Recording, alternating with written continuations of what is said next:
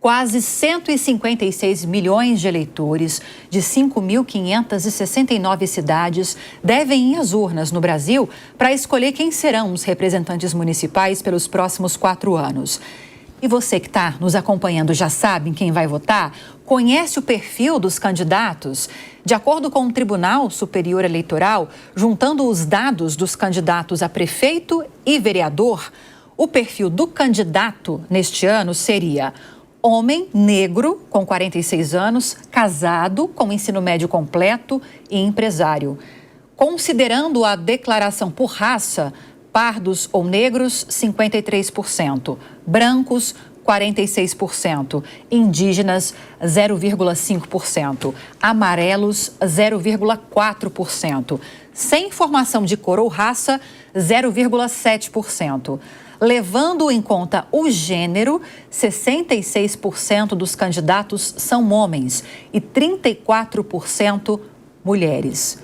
Esse último dado, né, Rodrigo, não nos surpreende em absolutamente nada. Estou enganada? Não está enganada. Não surpreende nada. E é uma consequência de uma estrutura social histórica que vem, de fato, colocando a mulher em espaços que não são os mesmos politicamente que os homens. Então, assim, a gente já tem aqui de antemão uma saída na corrida com um percentual muito menor e daqueles e daquelas que são eleitos muito menos ainda. E lembrando que, inclusive, existem barreiras impeditivas até dentro do partido político. O partido político tem os seus caciques, seus donos, que colocam barreiras para os mais jovens, para as mulheres, entre outros. Então, não é novidade.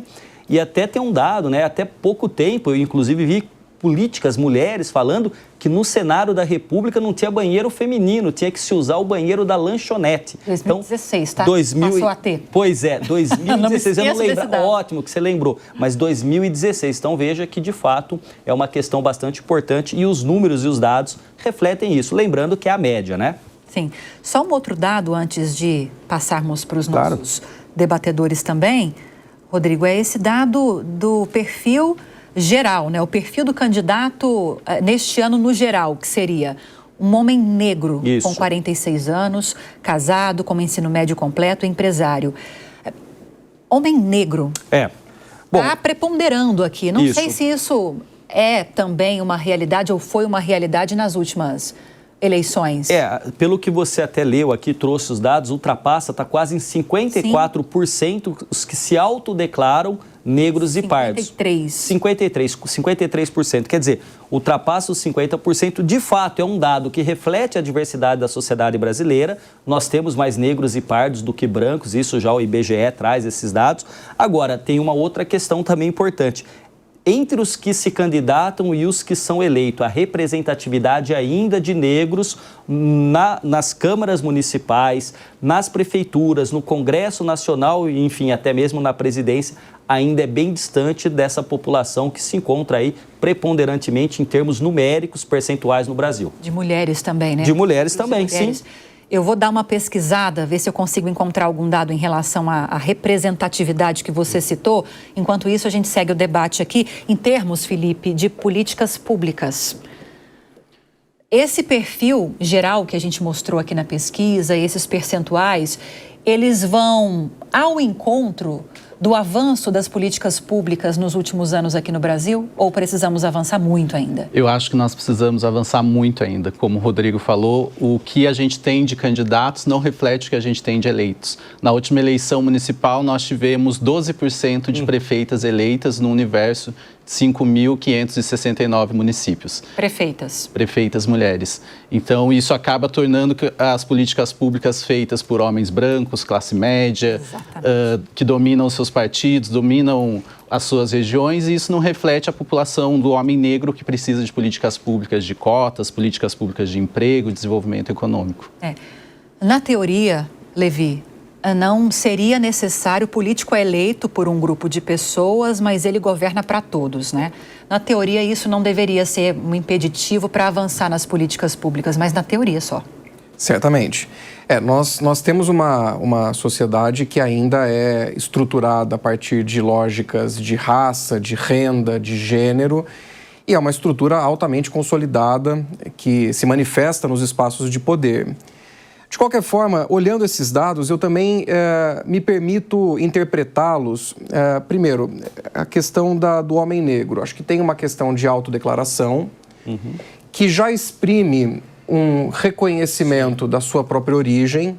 A gente pode até, claro, avaliar que existe uma forçação de barra ou alguma interesses para que caiba em algum tipo de regra eleitoral destinada a esses perfis. Mas pode haver também um movimento de autorreconhecimento da sua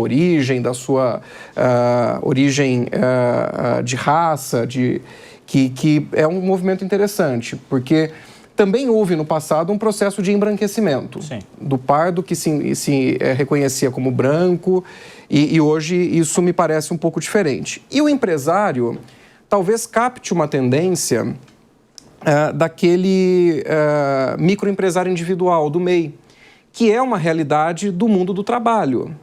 Hoje, as estruturas consolidadas do mundo do trabalho, o seletista, o servidor público, está sendo profundamente afetada por esse crescimento do empresário de si mesmo, do empreendedor, daquele que até tem um componente ideológico, daquele que se faz por conta, do self-made man. Então, pode expressar, pode captar uma tendência do tempo atual. Sim. E isso chama um pouco a atenção também nessa classificação, mas claro, depois que passam as eleições, esse lugar do negro, da mulher, da pessoa que tem uma origem social distinta fica, evidentemente, subrepresentado quando comparado aos dados demográficos. Sim, sim. Que é o mais preocupante. Eu achei aqui, Clever, estou procurando o percentual daquelas pessoas que se autodeclaram negras aqui para a gente trazer, mas em relação às mulheres, 18% das mulheres agora nessa legislatura no Congresso Nacional, 18% das mulheres. Sabe, Lívia, colegas, o dado interessante em relação às mulheres, eu já tive a oportunidade de falar aqui uma vez e vou repetir. Nós temos aqui uma questão da cota por gênero. Sim. Eu não falo em cota feminina, eu falo cota por gênero. 70 no máximo em um gênero, 30 no mínimo de outro gênero. E, geralmente as mulheres caem na cota de 30% do gênero feminino. Mas a questão é que as mulheres, o ambiente político geralmente é masculino, acaba surgindo o seguinte ponto. Isso é cota para candidatura. Mas não é cota para cadeiras, né? Ou seja, as mulheres acabam sendo, fora as candidaturas laranja, né? As mulheres acabam sendo candidatas na razão de 30%, para cumprir uma cota. Para cumprir uma cota. Exato. Os administradores de partido político, para não usar um adjetivo mais pesado, eles muitas vezes não destinam as verbas que deveriam para esse segmento, e o que acaba é que poucas mulheres não são eleitas, né? Porque tem campanhas acanhadas e não tem quantitativamente número suficiente. Mas o ideal, se o legislador quisesse realmente solucionar essa questão, ele teria fixado um número de cadeiras mínimas no parlamento. Isso resolveria o problema. Agora, entre nós, a gente conhece bem os nossos legisladores, e isso, obviamente, não é uma vontade política do Congresso Nacional e nunca foi objeto, eu acompanho a legislação há 30 anos eleitoral, nunca foi objeto de discussão, seja na lei ordinária, na lei das eleições, ou mesmo em sede de emenda constitucional. Então, me parece que não é uma prioridade do legislador. Agora, se vocês me permitem, Lívia, eu queria dar um componente que não foi dito aqui. Pois não. Porque a gente falou em candidaturas de cor, de gênero, origem, etc. Existe uma cota velada. Qual é a cota velada? É a cota familiar. Como assim a cota familiar? Se você pergunta para pessoas de determinados estados no Brasil, a gente percebe que muitas vezes o candidato é filho de fulano, é filho de ciclano, que já foi governador lá, senador acolá, e aí o ambiente político acaba sendo um ambiente, a monarquia acabou faz tempo, mas um ambiente hereditário.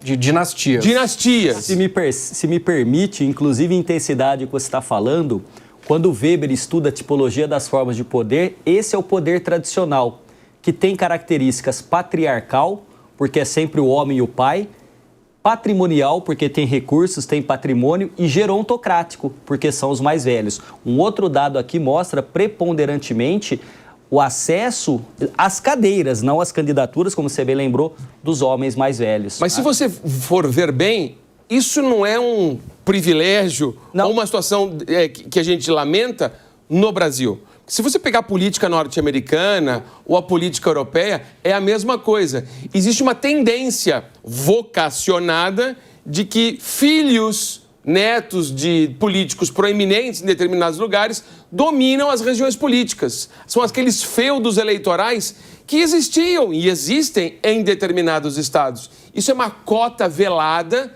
do processo eleitoral que impede a renovação. E aonde que se dá essa cota velada? Na convenção partidária. Porque a convenção partidária é dominada pelos partidos políticos, pelos administradores, que muitas vezes escolhem os candidatos preferencialmente daquelas famílias. Alguma ideia, Levi, de como mudar essa realidade dentro das convenções ou entre a população, entre os eleitores? Eu acho que é um desafio da legislação eleitoral. Acho que já fizemos uma escolha, embora tenha sido uma escolha definida pelo Supremo Tribunal Federal, pela preponderância do financiamento público de campanha. Então, se há dinheiro público e se esse dinheiro público precisa obedecer a critérios que a própria Constituição estabelece, de igualdade, enfim, critérios objetivos estabelecidos constitucionalmente, talvez a legislação eleitoral tivesse de caminhar par e passo, já que agora há uma preponderância de dinheiro público pagando campanha eleitoral, para assegurar critérios mais igualitários de acesso a esses recursos. E parece que é uma ideia, mas como o Clever disse, isso sequer é um debate na nossa sociedade.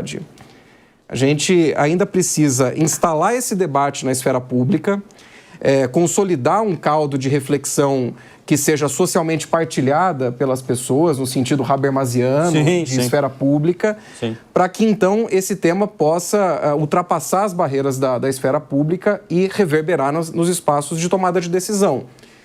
Já foi uma discussão, a meu ver, eu estudo teoria democrática há muitos anos, já foi uma discussão muito sui generis deslocar a questão da definição se é financiamento público ou não para o Supremo Tribunal Federal, que dos três poderes é o único que não é suportado por um critério de legitimidade democrática.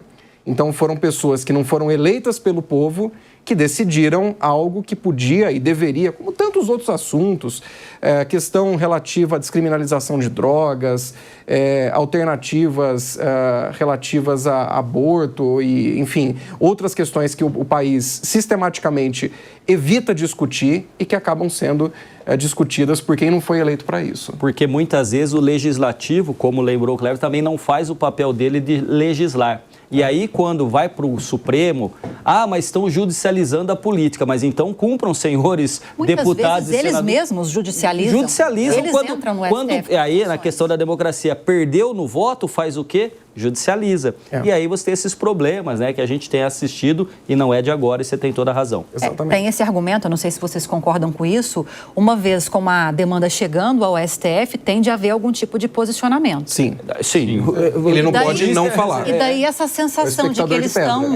Que eles estão metendo, digamos assim, o bedelho em tudo. Ultrapassando. Mas foram provocados. Mas essa é a diferença da jurisdição constitucional norte-americana e a brasileira. A jurisdição constitucional brasileira não permite o non-liquid, ou seja, uma vez provocada a jurisdição, o Poder Judiciário tem que enfrentar um mérito se tiver todas as condições da ação. A Suprema Corte norte-americana, quando julga determinados casos, especialmente de inconstitucionalidade, ela pode falar, isso não é assunto meu. Isso é assunto do legislativo. E nós temos N exemplos aqui. Aborto, drogas. Isso, polêmica não falta aqui. Então, essa é a diferença da legislação constitucional americana e da nossa. A americana, ela fala, não, isso aqui é invasão de esfera de poder. Eu não vou julgar. É o legislativo. Aqui não. A gente não pode se omitir no sentido de não resolver a provocação. E acaba, como vocês disseram muito bem, judicializando quase tudo. Sim. E expondo o Supremo Tribunal Federal a um órgão quase que politizado por força de invadir essa síndrome da inefetividade da legislação. Escrutinado pela opinião pública o tempo todo. Eu lembro, não sei se vocês devem se recordar, do questionamento que foi feito nas eleições americanas, na eleição do Al Gore, que foi judicializada, a contagem de votos e tal. A Suprema Corte se reuniu, sessão secreta, não é sessão televisionada como é aqui no Brasil, e é um debate, acho que a gente tem que fazer. Tomou uma decisão, sai um porta-voz da Suprema Corte para a imprensa que estava na porta da Suprema Corte esperando uma resposta e fala, olha, a Suprema Corte se reuniu e decidiu que não houve problema ou que não haverá recontagem dos votos. Acabou. Aqui no Brasil, não. Tudo bem que acho que é uma discussão relevante, é válido, que todo mundo hoje sabe o nome dos 11 ministros do Supremo. Mas as pessoas... não da seleção brasileira. Mas não da... Até porque tá complicado. Mas... Para mim é melhor.